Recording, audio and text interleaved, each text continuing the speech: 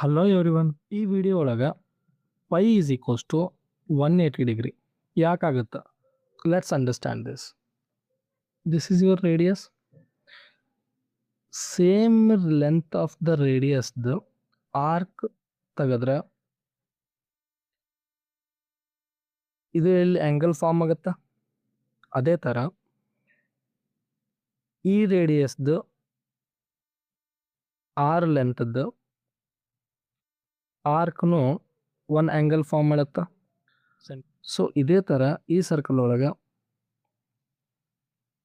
The radius of circle and the length of the arc are same ಇದ್ದಾಗ ಇಲ್ಲೊಂದು angle form ಮಾಡುತ್ತಾ, right?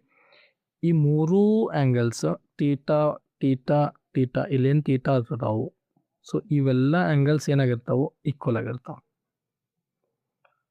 Therefore ಇದನ್ನ ಏನಂತ ಕರಿತೀವಿ ನಾವು? 1 ರೇಡಿಯನ್ ಅಂತ ಕರಿತೀವಿ. ಈ 1 ರೇಡಿಯನ್ ನಾವು 1/c ಅಂತಾನೂ ಬರಿತೀವಿ. ಇದು ರೇಡಿಯಸ್.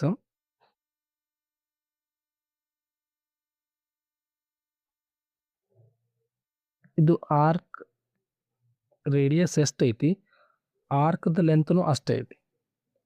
ಈಗ ಈ ಆರ್ಕ್ ಸೆಂಟ್ರಿಗೆ ಜಾಯಿನ್ ಆದಮೇಲೆ ಇಲ್ಲೊಂದು ಆ್ಯಂಗಲ್ ಫಾರ್ಮ್ ಮಾಡತ್ತಲ್ಲ, ಆ ಆ್ಯಂಗಲ್ನ ನಾವೇನಂತೀವಿ? ತೀಟಾ ಅಂತೀವಿ. ಅದೇ ಥರ ಈ ಆರ್ಕ್ ಕಂಟಿನ್ಯೂಸ್ ಆಯ್ತು, ಇನ್ನೊಂದು ಸ್ವಲ್ಪ ಎಕ್ಸ್ಟೆಂಡ್ ಆದಾಗ ಇಲ್ಲೊಂದು ಆ್ಯಂಗಲ್ ಫಾರ್ಮ್ ಆಗತ್ತಲ್ಲ, ಈ ಆ್ಯಂಗಲ್ ಇನ್ಕ್ರೀಸ್ ಆಗುತ್ತಾ ಡಿಕ್ರೀಸ್ ಆಗುತ್ತಾ? ಇನ್ಕ್ರೀಸ್ ಆಗುತ್ತೆ. ಸೆಂಟ್ರ್ ಆಫ್ ಸರ್ಕಲಿಂದ ಒಂದು ರೇಡಿಯಸ್ ಡ್ರಾ ಮಾಡೀನಿ. ಈ ರೇಡಿಯಸ್ದ ಲೆಂತ್ ಎಷ್ಟಿರುತ್ತೋ ಅಷ್ಟೇ ಲೆಂತ್ದ ಆರ್ಕ್ ಡ್ರಾ ಮಾಡಿದ್ರೆ ಆ ಆರ್ಕ್ ಸೆಂಟ್ರಿಗೆ ಜಾಯಿನ್ ಆದಮೇಲೆ ಒಂದು ಆ್ಯಂಗಲ್ ಫಾರ್ಮ್ ಮಾಡುತ್ತಲ್ಲ, ಅದು 1 ರೇಡಿಯನ್ ಇರುತ್ತೆ. ಅದಕ್ಕೆ ನಾ ಏನು ಬರಿಬೋದು? Angle is directly proportional to arc. ಅಂದ್ರೆ ಆ್ಯಂಗಲ್ ಎದ್ರ ಮೇಲೆ ಡಿಪೆಂಡ್ ಆಗೈತಿ? ಆರ್ಕ್ ಮೇಲೆ ಡಿಪೆಂಡ್. ಆರ್ಕ್ ಏನಾಗುತ್ತೆ? ಇನ್ಕ್ರೀಸ್ ಆಗುತ್ತೆ.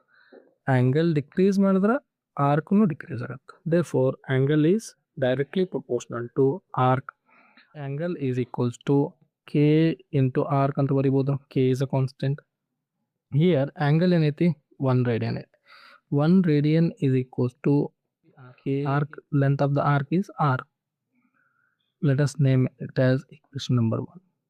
ಈ ಆರ್ಕ್ದ ಲೆಂತ್ ಅನ್ನು ನಾನು ಡಯಾಮೀಟರ್ ವರೆಗೂ ಇನ್ಕ್ರೀಸ್ ಮಾಡಿದ್ರೆ ಇದ್ರದ್ದು ಲೆಂತ್ ಆಫ್ ದ ಆರ್ಕ್ ಏನಾಗುತ್ತೆ? ಪೈ ಆರ್ ಆಗುತ್ತೆ.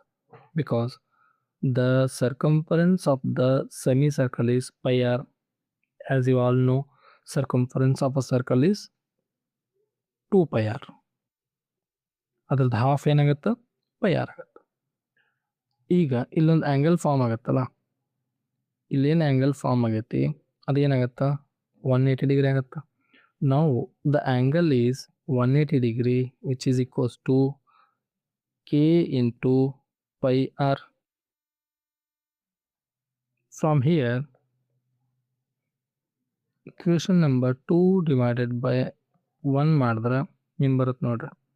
180 degree is equals to k into pi r divided by 1 radian is equals to k into r. K cancel agutta, r cancel agutta. Right? So 180 degree is equals to pi into 1 radian. So pi into 1 is pi.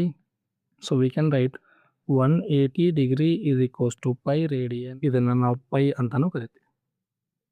Thank you.